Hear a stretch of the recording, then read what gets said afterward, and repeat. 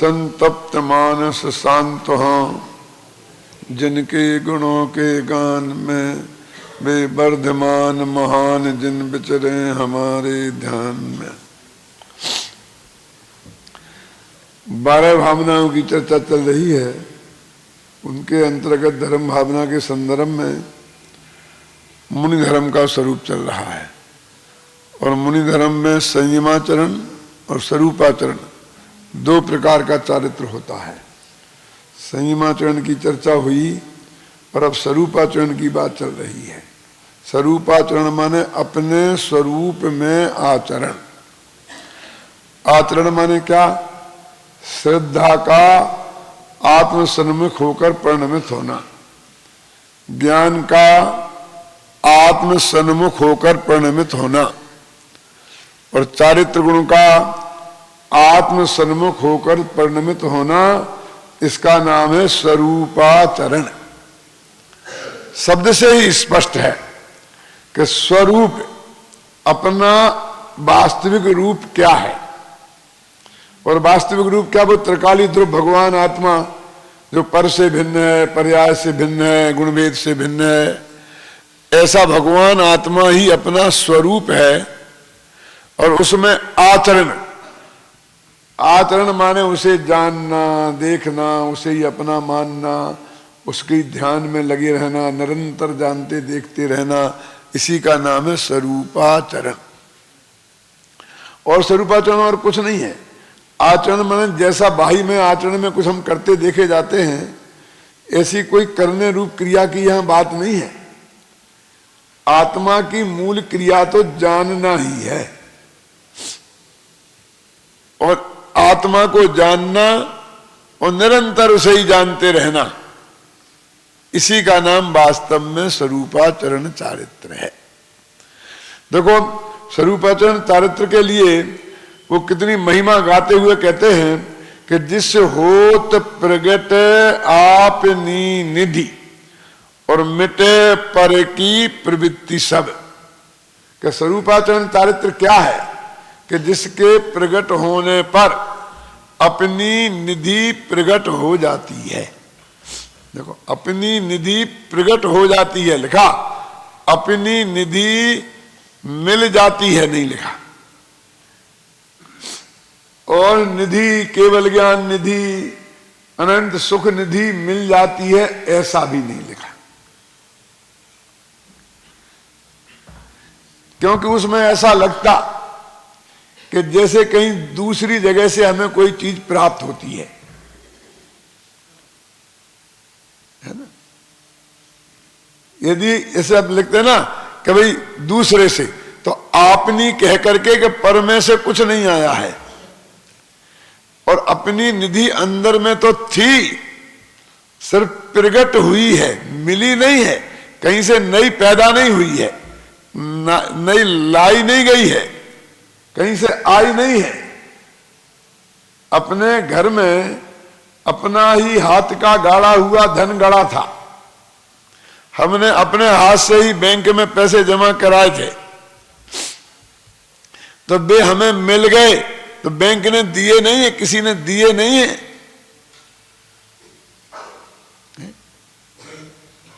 और मिल गए माने ऐसा नहीं है कि पहले नहीं, वो तो हमारे ही थे। बैंक में जब थे तब भी हमारे ही थे, हमें सिर्फ पता नहीं था। बस इसका नाम यहां मिल गए है, इसका नाम प्रकट होना है। ना तो कोई नए पैदा हुए हैं और ना किसी दूसरे की कृपा से दूसरे में से आए हैं।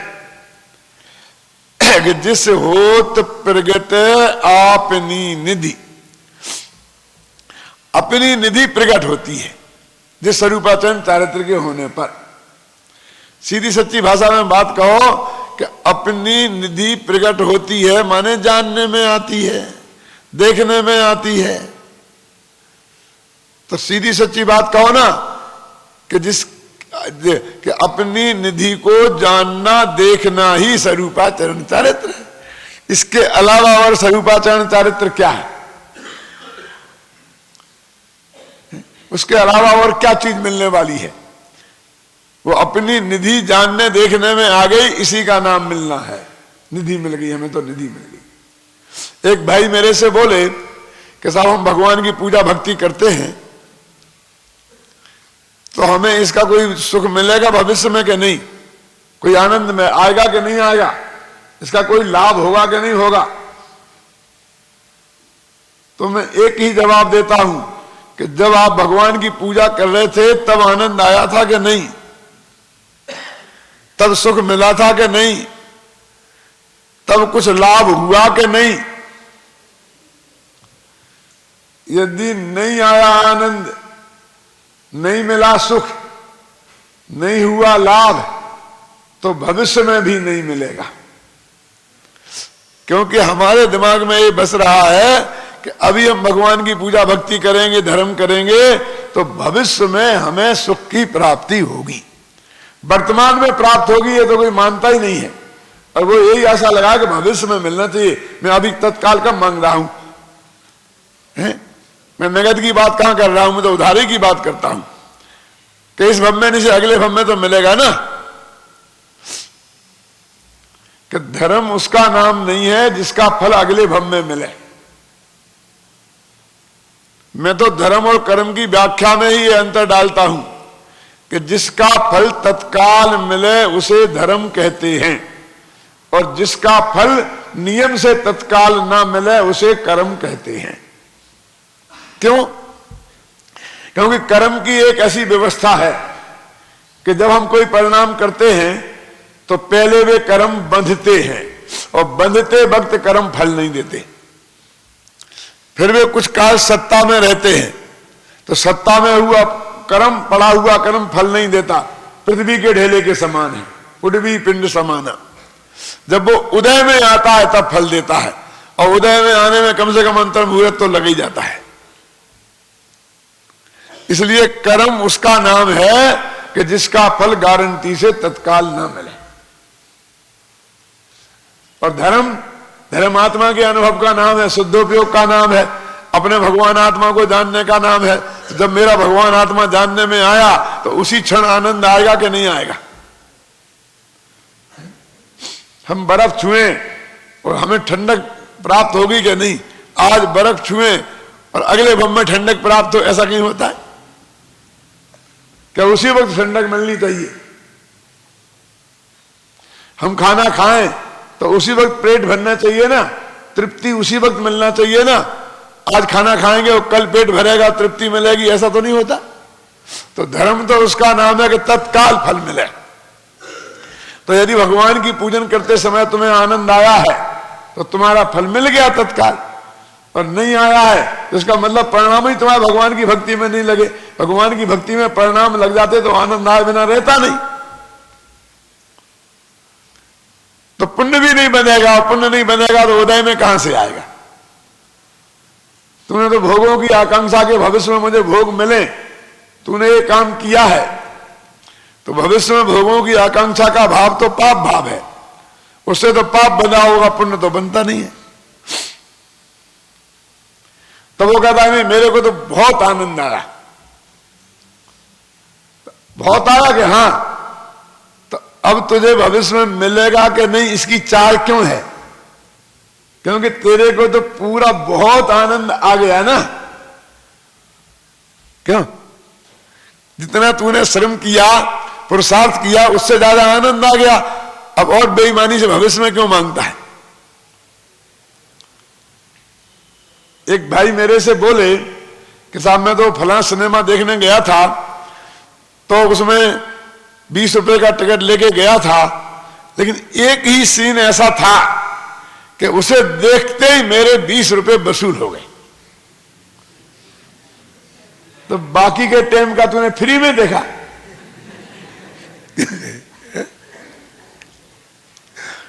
तो आप सिनेमा देखते वक्त अपने पैसे की वसूली वही मान लेते हैं ना कि भविष्य में आपको बैंक में जमा पैसा मिलेगा, ऐसा मानते हैं। कैसा गजब है ये आदमी कि पाप भाव करता है तो उसका फल तत्काल ही मन चाहता है, और कभी ये कामना नहीं करता कि इसका फल मुझे कोई भविष्य में मिले। क्यों? अगले भव में मुझे सुख मिले इसके लिए कोई पाप नहीं करता, तत्काल सुख मिले इसके लिए पाप करता है, और पाप में तत्काल सुख का अनुभव करता है। 5 इंद्रिय के विषय का सेवन पाप ही है ना। वो कभी सोचता है कि मेरा तो अभी मजा आ गया, बस लड्डू खाया मजा आ गया, अब लड्डू खाने से अगले भव में पुण्य मिलेगा पाप मिलेगा कि नहीं, इसकी चिंता वो नहीं करता। क्या गजब हो गया, खुद लड्डू खाए तो अगले भव में उसकी मांगनी कुछ भी नहीं है, और भगवान के चरणों में एक चटक चढ़ा दे तो अगले भव में चाहिए इसको।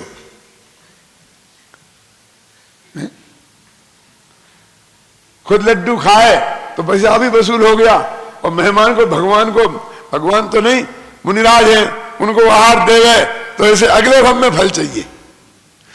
जैसे खाने में तेरे को आनंद आया, ऐसे मुनिराज को आहार देने में आनंद नहीं आया कि मेरा आज भाग्य फला है, मेरे कल वृक्ष फल गए हैं कि मेरे घर में मुनिराज पधारे हैं। तो कितना आनंद आना चाहिए, और उतना आनंद यदि आ गया तो अब भविष्य में कुछ मिलने की इच्छा क्या? क्यों? वो जो उदाहरण में देता हूं ना कि बेटे को मां मिल गई तो इनाम नहीं चाहिए, क्योंकि उसकी मांग तो मां की ही थी, अब वो तो तृप्त है। ये अतृप्ति का सूचक है कि भविष्य में भी कुछ मुझे मिले, ऐसी भावना अतृप्ति की सूचक है, तृप्ति की सूचक नहीं है। और मजा आ गया माने आनंद आया भगवान की पूजा में, ये तृप्ति आनी चाहिए।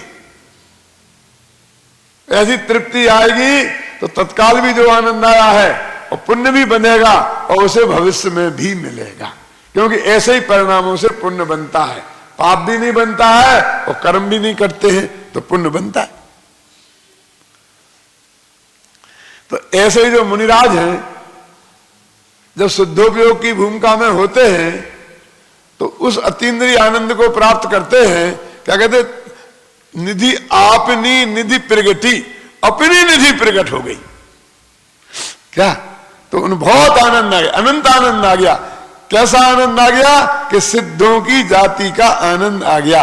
आगे पंक्ति आएगी कि यो चिंत निज में थिर भय, जिन्हें अकथ जो आनंद लहो, सो इंद्र नाग नरेंद्र बाही मंद्र के नाही कहो।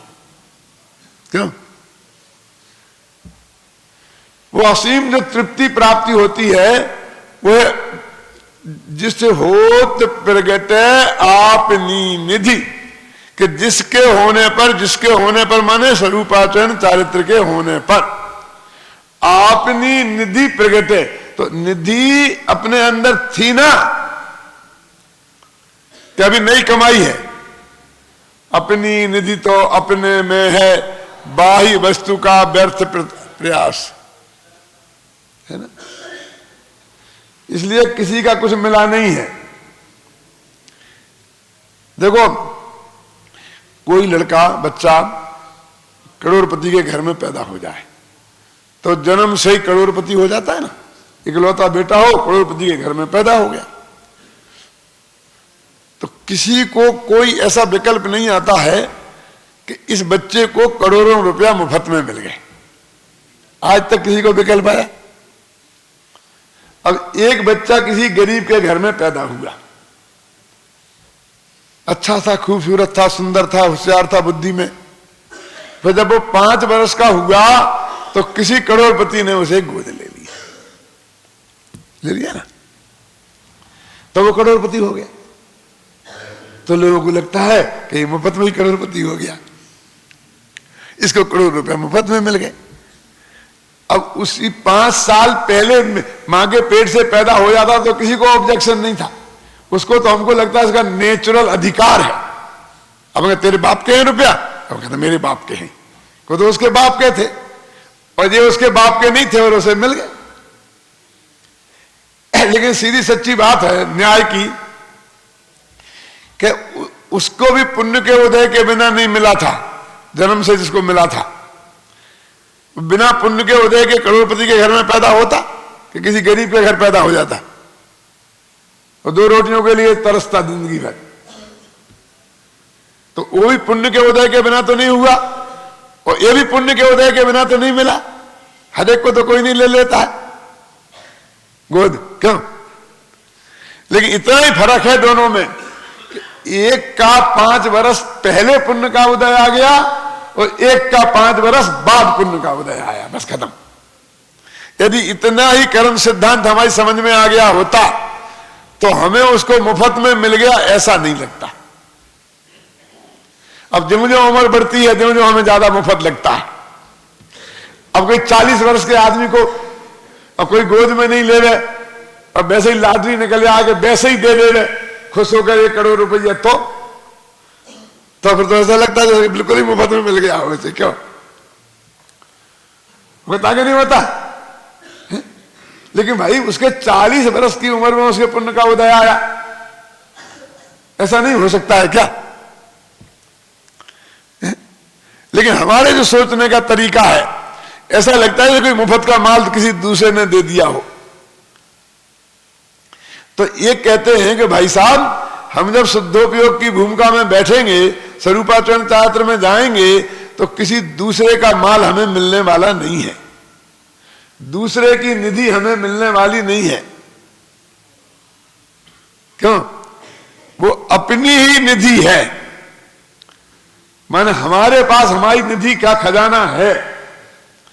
और मिलने का मतलब कहीं ऐसा भी नहीं था कि तुम्हारे पास थी वो हमें मिल गई फिर, वो थी भी हमारे ही पास, बस सिर्फ हमें पता नहीं था, बस हमें पता लग गया, भाई इतनी सी बात है और कुछ नहीं है। क्यों? देखा ना, जिस होत प्रगट आपनी निधि, अपनी निधि प्रकट हो गई, अपने में थी बस, अब प्रकट हो गई, मैंने बात थोड़ी छिपी थी,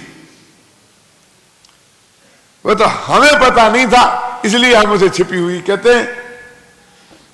उसमें लिखा है भगवान आत्मा कैसा है, प्रगट अति सूक्ष्म, ऐसा लिखा, प्रगट भी लिखा और अति सूक्ष्म भी लिखा।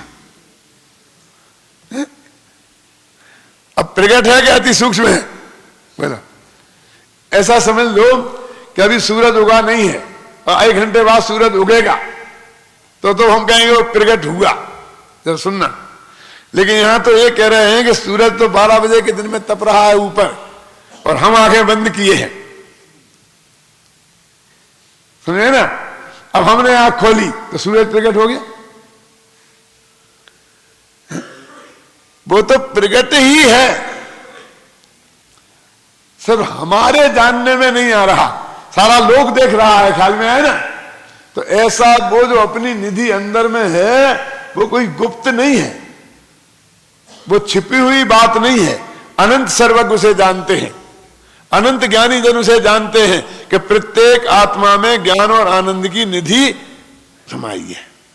ये कीड़े मकोड़े में ज्ञान और आनंद की निधि है। ये आलू में जो अनंत जीव हैं, एक एक में सर्वज्ञत्व शक्ति विद्यमान है। ये अनंत गुणों का अखंड पिंड है वो भगवान आत्मा, वो अंदर वहां है कि नहीं है? तो वो तो अत्यंत प्रकट है। तो अप्रकट क्यों कहते हैं? सिर्फ हमारे ज्ञान का ज्ञेय नहीं बना था क्या? उसको अप्रकट कैसे कहें? तो हमारी अपेक्षा वो अप्रकट है। तो जिस होत प्रगट आपनी निधि, जिस होत मिले नहीं और पराया माल नहीं।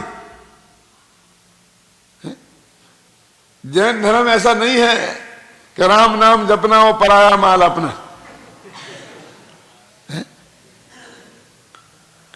क्या? कि मूड मुड़ाए 3 गुण, सिर की मिट जाए खाज, खाने को भोजन मिले और लोग कहें महाराज।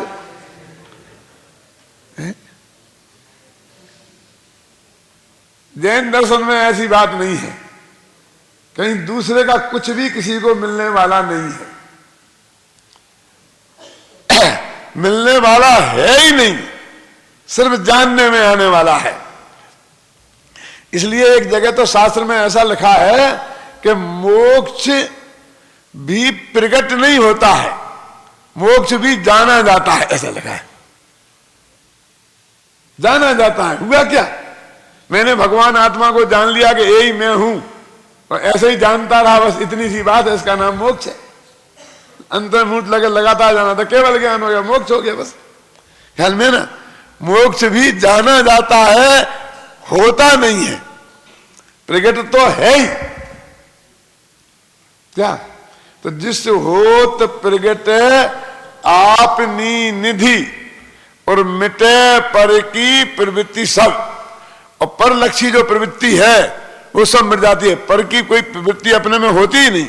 तो पर की प्रवृत्ति माने क्या, पर के लक्ष्य से होने वाली जो अपनी में प्रवृत्ति, उसका नाम है पर की प्रवृत्ति। क्या पर में कोई प्रवृत्ति आज तक आत्मा ने की नहीं, क्योंकि दो द्रव्यों के बीच में तो बहुत बड़ा वज्र की दीवार पड़ी हुई है, और पर की कोई प्रवृत्ति अपने आत्मा में हुई नहीं। ये जो आजकल यूनिवर्सिटियों के लेवल पर पढ़ाई होती है ना जैन धर्म की, उसमें एक बहुत बड़ी बात लिखी रहती है, आप लोग पढ़ेंगे तो देख लेना। अभी मेरे से कई लोग प्रश्न करते हैं कि जैन धर्म निवृत्ति प्रधान है और इसमें छोड़ने की बात है, कुछ पाने की बात तो है ही नहीं, मिलने की तो बात है ही नहीं, ये छोड़ो वो छोड़ो, वो छोड़ो वो छोड़ो, निवृत्ति प्रधान है जैन धर्म। क्या निवृत्ति प्रधान है, और वो कठोर त्याग तपश्चर्या, छोड़ते जाने में कठोरता, त्याग, तपश्चर्या। तो मैंने उनसे कहा, मेरे पूछा कल ही परसों, कि मैंने कहा ऐसा नहीं है, जैन धर्म में पर से निवृत्ति और स्वामे प्रवृत्ति का नाम धर्म है। प्रवृत्ति पूर्वक निवृत्ति है, स्वामे प्रवृत्ति नहीं हो पर छोड़ दे तो लंचमात धर्म नहीं है। यदि निवृत्ति ही धर्म होता तो आत्मा के अनुभव के बिना सारा जगत को छोड़ देता तो धर्म हो जाता, फिर उसे द्रव्यलिंगी काय को बोलते हैं बोलो। जो पाए बिना छोड़ना ऐसा है ही नहीं, और फिर पाकर छोड़ना, कि पाकर छोड़ना माने क्या, पर को तो आज तक इसने पाया ही नहीं, बस ये माना है कि मैंने पाया, और ये मान लिया कि ये मैंने नहीं पाया, मैं तो स्वयं में ही हूं, बस इसी का नाम छोड़ना है। निज में स्थिर हुआ ज्ञान ही त्याग है, ऐसा लिखा कि नहीं लिखा 34वीं गाथा में समय सार की।